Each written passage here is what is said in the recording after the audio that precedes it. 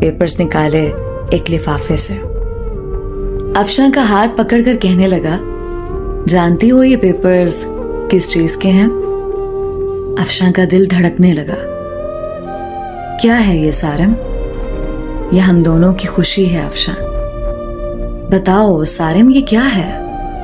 वो प्यार भरे लहजे में बोला, ये हमारे नए घर के पेपर्स हैं। मैंने नया घर लिया है और तुम्हारे नाम किया है।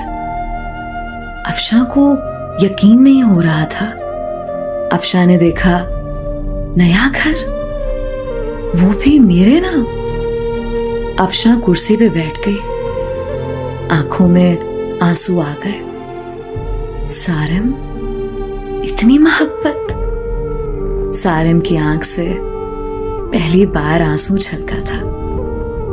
सारिम ने कांपती हुई आवाज में कहा, अफशां, एक चीज मांगू?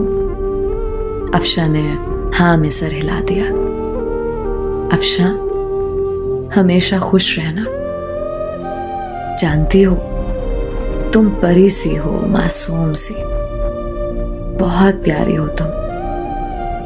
मैं बहुत खुश नसीब हूं, तुम जैसी हमसफर मिली मुझे।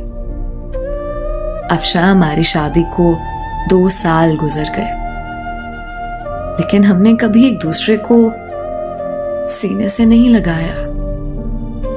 मुझे आज सीने से लगा लो ना।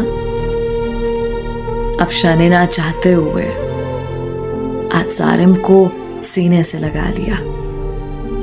सारिम जोर से सीने से लगा, रोते हुए कहने लगा, ये बाहें क्या पता फिर नसीब हो ना हो। इतना कहकर सारिम कमरे में चला गया। अफशां को समझ नहीं आ रहा था कि क्या करे। वो सारिम को क्या समझती रही?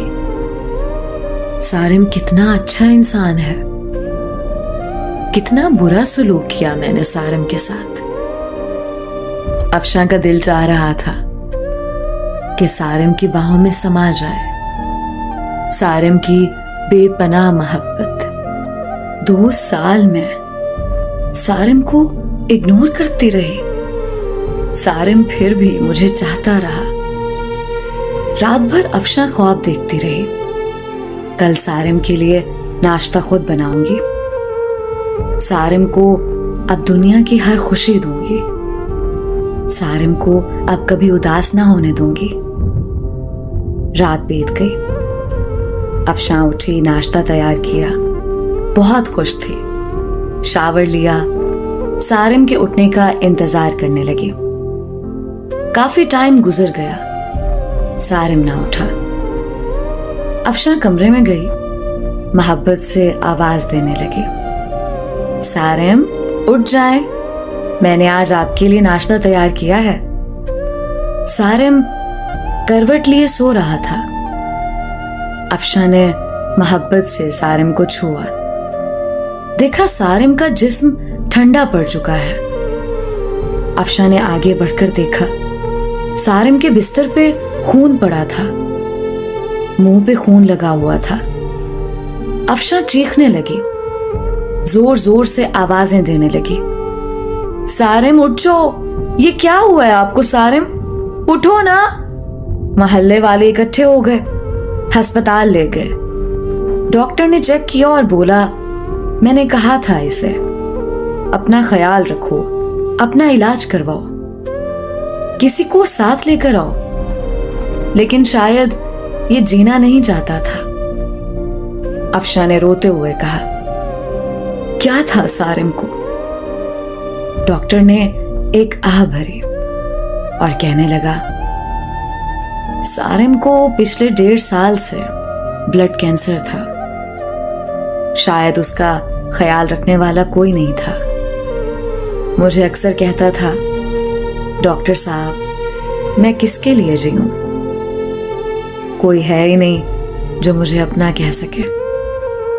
मेरे घर में मेरा इंतजार करने वाला कोई नहीं है, कोई नहीं है जो मुझसे मोहब्बत से पूछे दिन कैसा गुजरा।